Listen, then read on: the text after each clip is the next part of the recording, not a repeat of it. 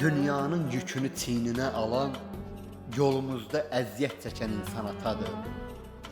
Bizə haqdan danışıb haqqı deyən, hər zaman öğüt verən insan atadır. Dar günümdə dadıma yetən bir nəfər, mənə hər kəsdən əziz olan bir nəfər, deyirəm hər zaman yanımda duran bir nəfər, hər çətinliyə dözən insan atadır. Dost da gəldi gedərdi, yar da gəldi gedər. Həyatın hər cəfasına dözən bir nəfər, qəm libasını əyninə geyən bir nəfər, mən güləndə gülən insan atadır. Atanın qədrini sağlığında bilək biz gərək.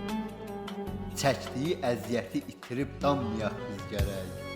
Bizə təhsil verib vəzifə verməsə də biz gərək, onunla fəxr edək çünki o insan atadır. Nadanla gəzib dolaşma deyərdi mənə. Haqsızlıq görəndə barışma deyərdi mənə.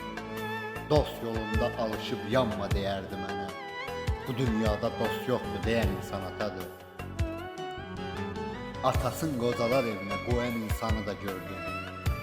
Ataş otuna yaşayıb dolanan insanı da gördüm.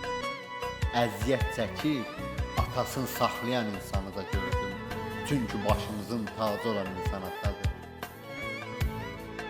Famil oğlu atana dəyər verirsən çox şükür. Onu incidib əziyyət vermirsən çox şükür. Qədir qiymətini sağlığında bilirsən çox şükür.